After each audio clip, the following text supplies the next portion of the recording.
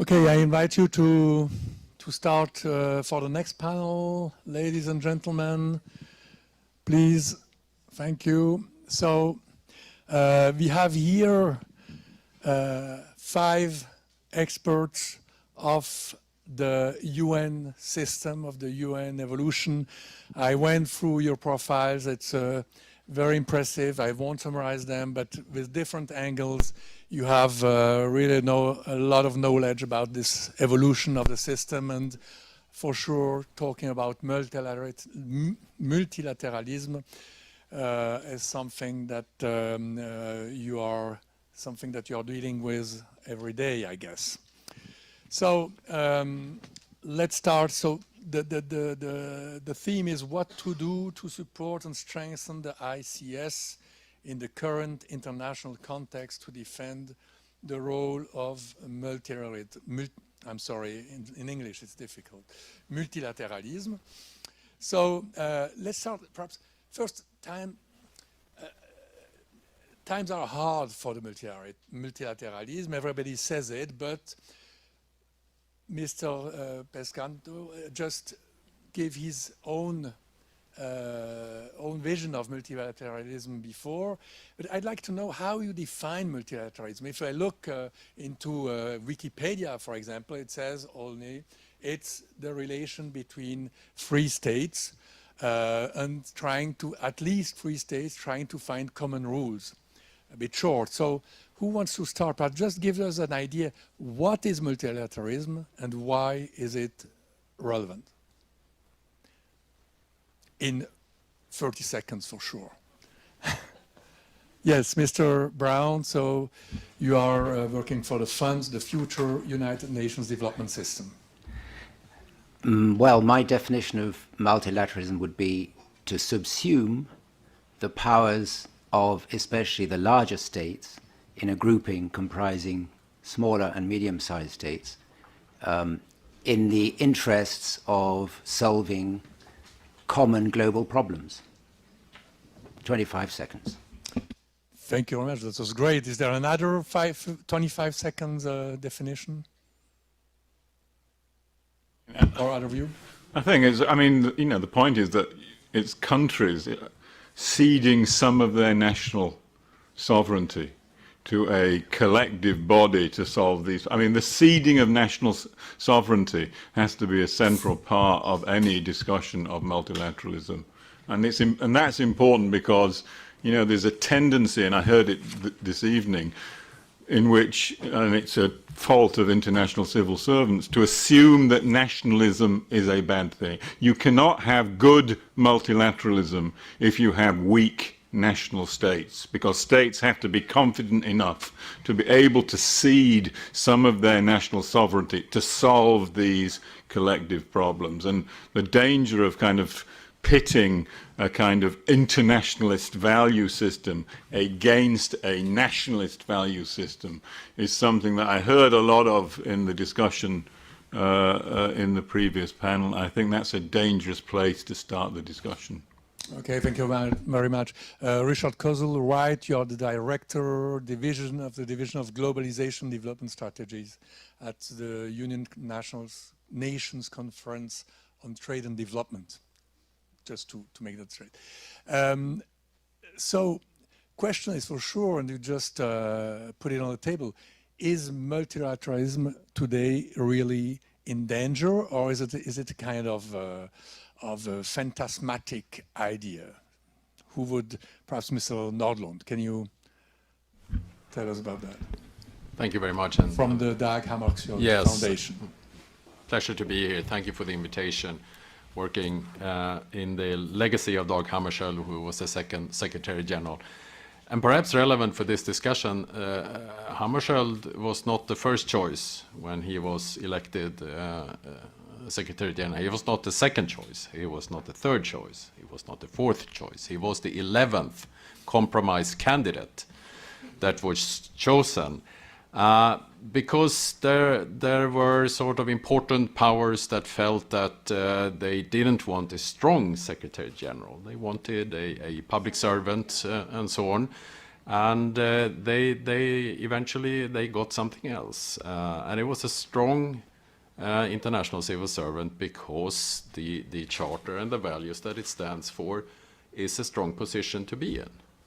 And I think, we have to sort of come back to that and recognize that those values and principles that the multilateral system stands for, that's a very strong position. Having said that, I think going forward and the legitimacy of the institutions and the multilateral system really, to a large extent, will depend on how we address the urgencies that exist on public and global goods. Kofi Annan called them the problem, yes, the problems without passports. So there are a number of issues that we need to deal with, and that has to do with cybersecurity, it has to do with the environment, it has to do with migration, it has to do with inequality, etc.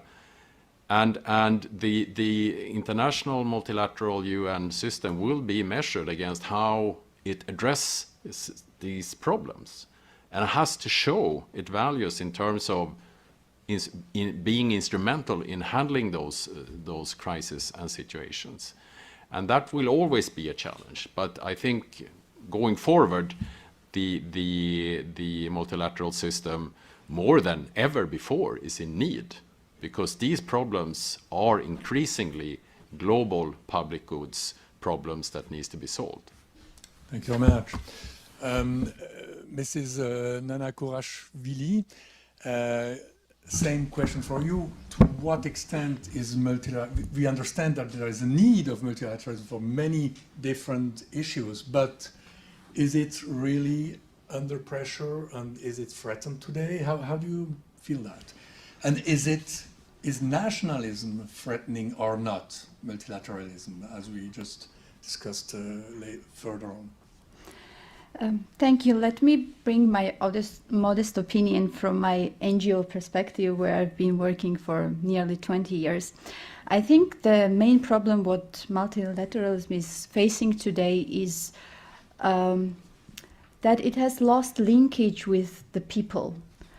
Let me very briefly link to the previous panel discussion about neutrality and impartiality. What does it mean today? I think it has changed the meaning a lot, because we have seen a lot of cases then indifference, passiveness, doing nothing has been very well justified by neutrality and impartiality. But in fact, in reality, absolute neutrality and impartiality does not exist. And as very famous UN negotiator Mr. Pico once said, there is only one way of being impartial, it's being dead. So if you can avoid being impartial, you need to choose the right party. And in UN system, it's definitely we, the people. If we do a small survey among world population and ask them about names of secretary generals, I'm sure less than 1% can give you a name. And this tells us something. There was only one exception, it was Kofi Annan, we'll know. We all see what was happening in media, in social networks, then he passed away last year. And it was not because of his reforms, his great initiatives, but just because he was one of us. And I had honor to experience it myself, that I met him in person as participant of one program 20 years ago, how he interacted with people. We all had the feeling that he approached us individually and really listened to our concerns. And I think it's very important to bring this value-based leadership to reinforce it in the UN system, and to really recruit the people based on their soft skills, on their abilities to understand most vulnerable, because it's just because of them they are holding their position. And even if you are politically appointee, even if you have pressure from your government, you still have a choice. And you should remember that even countries' contributions are making UN budget. These contributions are made of the taxpayers' contributions. And world population is the one who pays for UN, and the UN was created to serve people. Thank you. Mr. Toraman,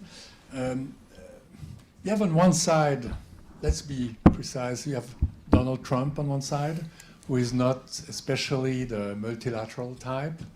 And on the other side, we have a Secretary General who is supposed to defend multilateralism, and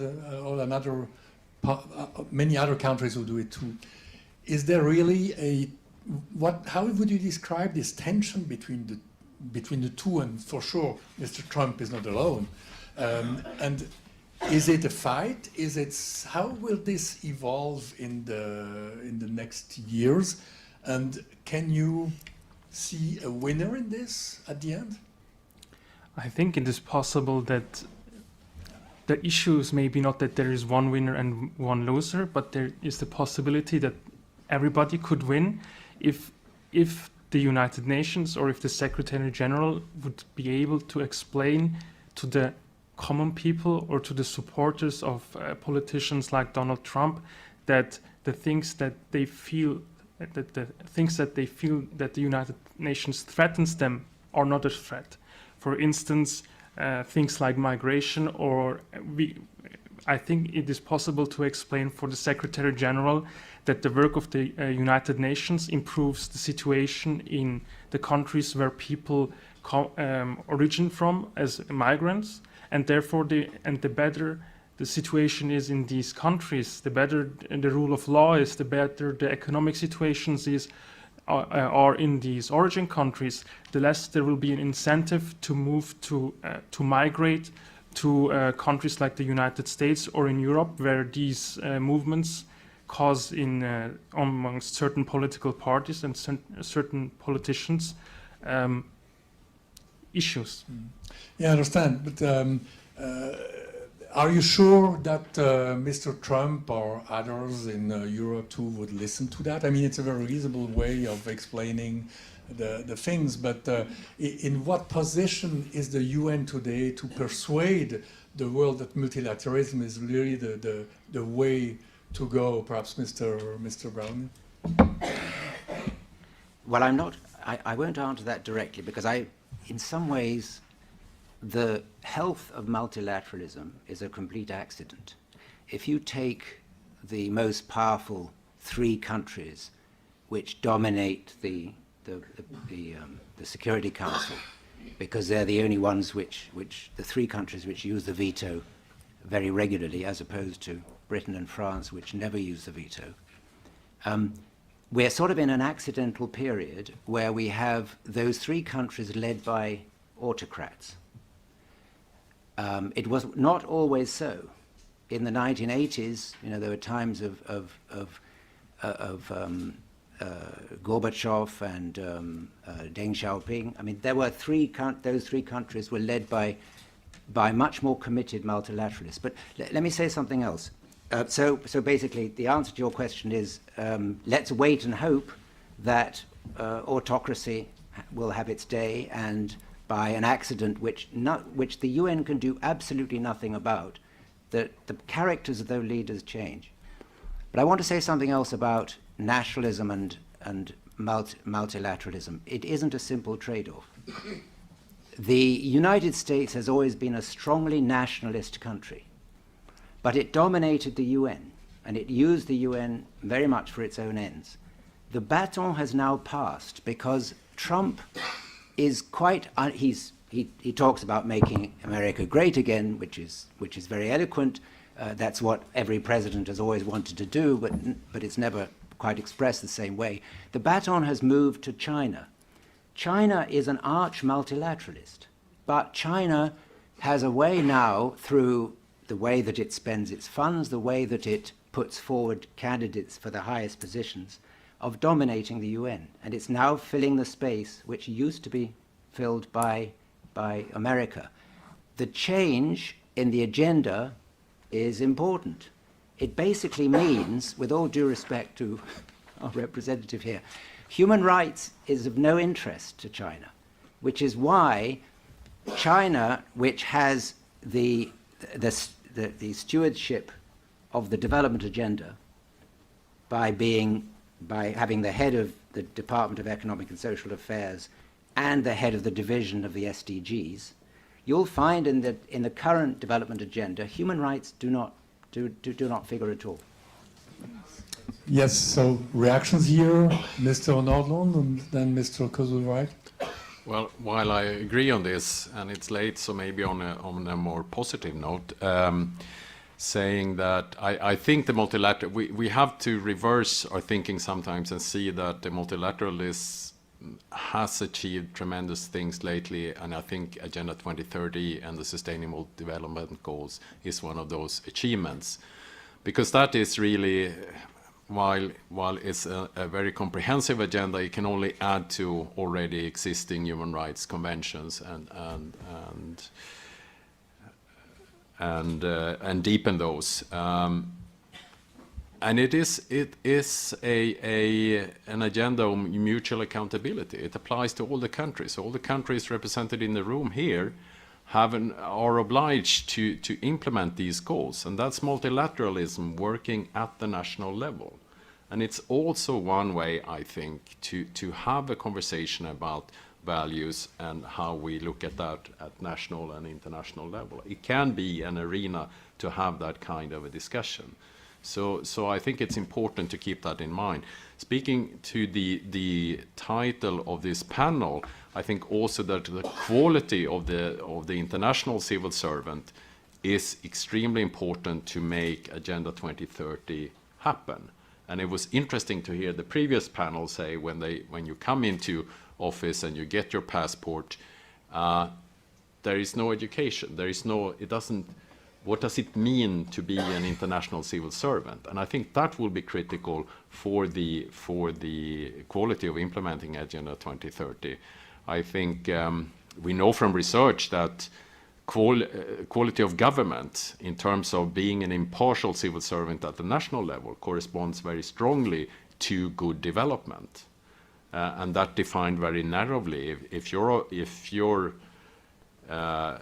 objective, neutral in relation to the laws and the policies of that country in the implementation, you'll have better development in that country. And I think the same applies to the UN. And it's not neutrality doesn't mean that you have to find the middle ground all the time. Neutrality means that as long as you stand true to the Charter and the legal restrictions that apply to the UN, the decisions and the actions you take after that are okay, even if you then face conflict and there will be pushback from certain interest groups. So neutrality doesn't mean that harmony or that we all have to get along. It's something stronger than that. Thank you. Is it Kozul-Wright? You want to react? Yeah, again, the dialogue that we've heard this evening, 100 years, there's this kind of implicit assumption that we've had this 100 years of multilateralism in which it's basically been more or less the same thing that we've been talking about for 100 years, or it's gradually been an improvement of beginning with Drummond and then in a kind of Whiggish way getting better and better until Donald Trump came along and the thing fell apart. And that's clearly a very fictitious history, right? I mean, I'll have to read John's book. I promise I'll do that. But however good the League civil service was, it screwed up when it came to the economics of the interwar period. The League was part of the problem during the interwar period. The kind of understanding it had, including people I assume like Drummond, had of the problems of the interwar economy, were part of the problem. They were not part of the solution. When I look at, I haven't got my head around the 75th anniversary of the UN yet, but we are this year celebrating the 75th anniversary of the Bretton Woods institutions.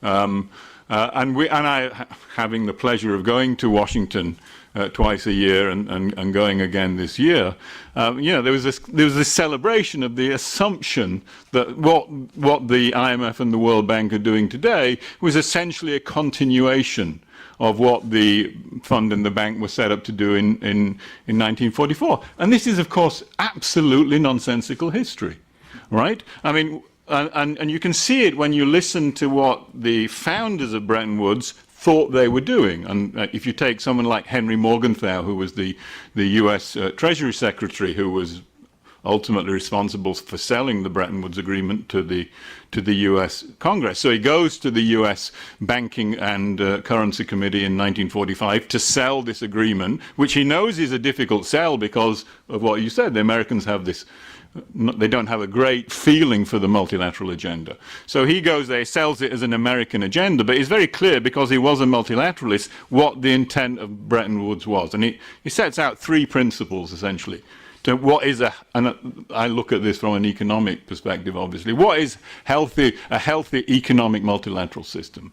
Number one, to have a healthy economic multilateral system, you've got to control finance. You cannot have a healthy global economy if you have unregulated, unruly finance. And the Bretton Woods system, in one way or another, was an attempt to put speculative finance back in the box because it had such a destructive effect in the 1930s. Second of all, you need to make sure you have a set of rules that give national governments enough policy space to be able to meet the various demands, often conflicting, of their citizens. So creating a set of rules that gives governments these policy space is essential to a healthy multilateral system. And thirdly, you have to have a set of rules that make sure that what Morgenthau called economic aggression and bullying by the strong of the weak is somehow mitigated, if not ruled out altogether. So those are the three principles that Morgenthau sets out in 1945 about what they thought they were doing at Bretton Woods and what constitutes and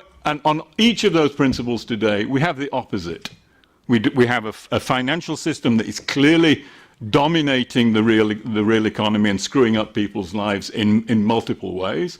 We have an attempt by the multilateral system to cut down on the policy space of developing countries, whether that's through intellectual property rights or through the international trading system, through investment agreements of one kind or another. And we have a system in which unilateral sanctions are tolerated, if not encouraged. In this system. So we have the opposite, and none of this is anything to do with Donald Trump.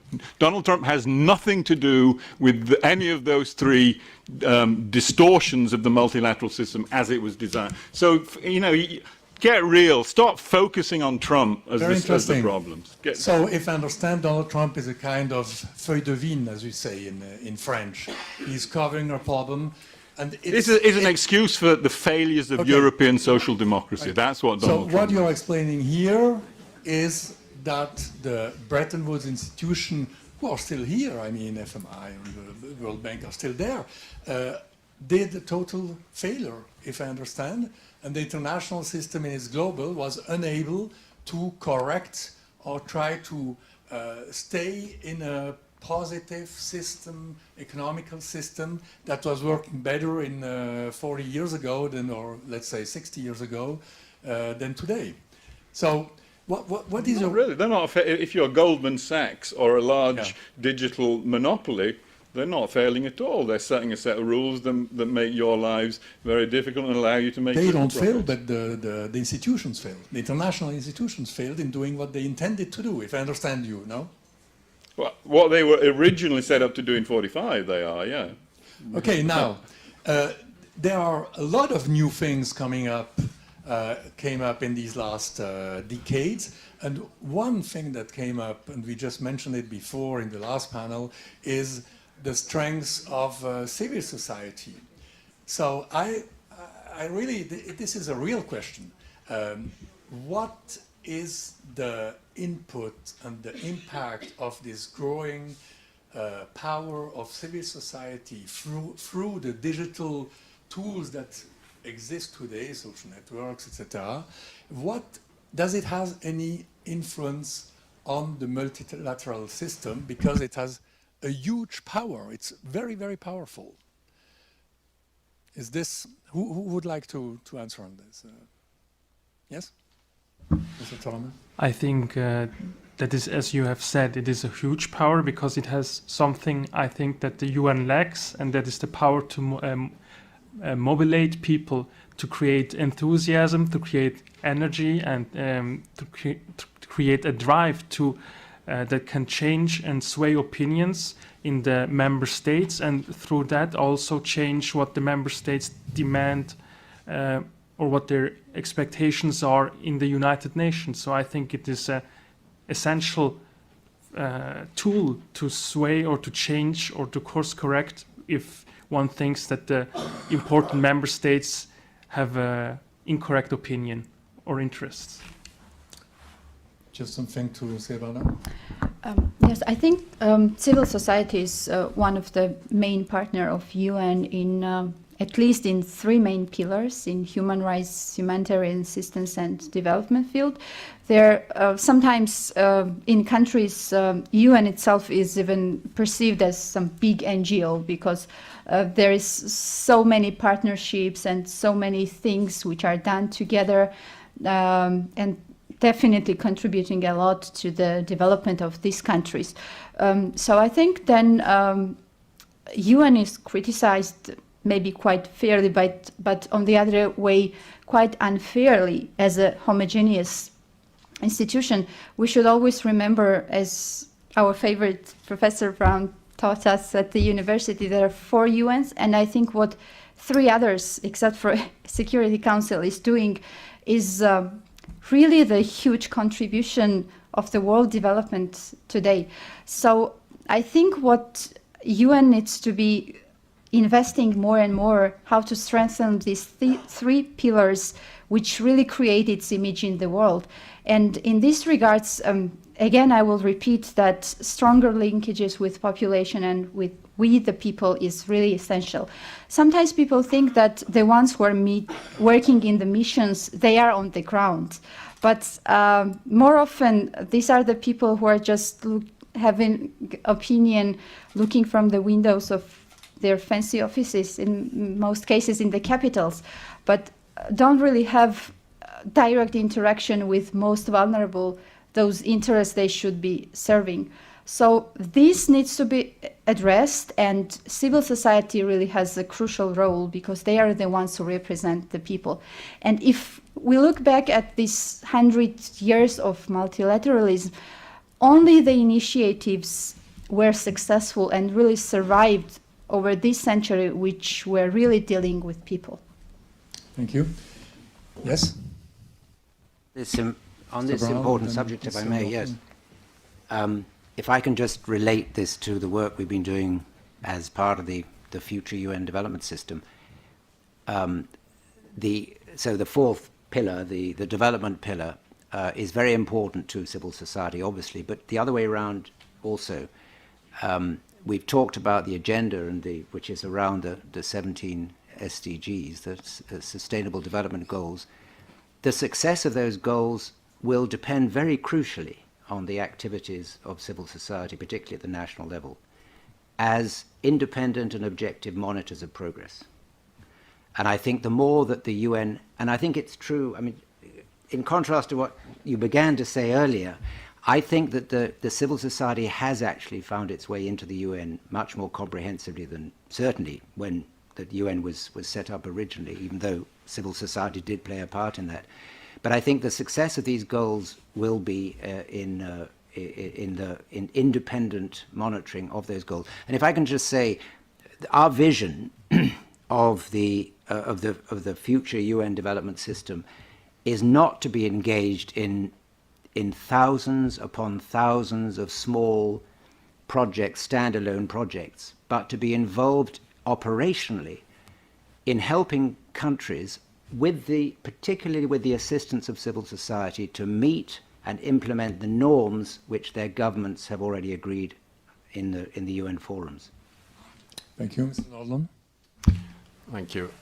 Yes, I think the UN has a few tools at its disposal that can be used and that needs the involvement of civil society very much. One is the convening power. We know that from the UN. This is a unique platform in that sense. We know of all the big conferences and processes around them. The second is around goal setting, Agenda 2030 being the most prominent example right now. And the third is around how to generate and use data to follow up and monitor progress on this. And I think for this process to be credible, both in terms of being having that convening power and bringing the peoples into the conversation, and also to follow up on the global goals that we have now, I mean, social media, civil society, citizens' engagement through those channels will be absolutely critical to the implementation and legitimacy of this process. Thank you. Perhaps a last question to all of you before we go to the audience. There is since the start, actually, almost, there's a discussion about reforming the UN. If you had one decision to take to make today a better UN from the inside, what initiative would you take? Very briefly. Mr. Browne. 25 seconds. I would ensure that the Secretary General has a single term of 7 years and not 2 terms, because as the first term wears on, the Secretary General, the incumbent, always wants to ingratiate himself. It's always a him with the big member states in order to ensure he gets a second term. A single term. It's the one important reform in a process of rather active reform in the selection of the last Secretary General that wasn't realized, and I think it should be. Thank you. Mr. Kozul-Wright. I like that. I mean, just to respond to what was your, I would ask the UN to take a serious look about how it deals with groups like civil society and business. The idea that civil society represents the people is just a preposterous idea, right? Civil society is a hugely homogenous group of individuals, many of whom are funded by somewhat dark money. And the idea that we can just say civil society represents the people is actually a very dangerous kind of position, I think, to take. And I think the UN needs to revisit its whole conception of partnerships and what those mean, because at this moment in time, I think they're distorting the operations of the system and not doing very much for multilateralism in general. Who's next? Thank you. Mr. Nordlund. Well, I would largely disagree on that position, but that's perhaps a separate discussion. I think my point was also civil society and citizens. And I think the social media, the technology development that we have allows for that kind of involvement much more than before. But that was not my point. My point on the one thing to do, I would look on the internal side. Look, there are many UN identities: humanitarian, development, peace building, etc. I think would be crucial to try to go back and find what is the esprit de corps of the UN system. And that speaks to the international civil servant that we're discussing today. I think that discussion needs to take place. I think we are, for example, at the foundation, we're putting together a booklet with the key UN documents that speaks to what it means to be an international civil servant in the UN system. There is no such one publication. And we will try to contribute with that. We're also putting out next year a leadership, what it means to be a leader in the UN system. And that's not just a leader at the highest political levels. That's, if you're an international civil servant, you're a leader.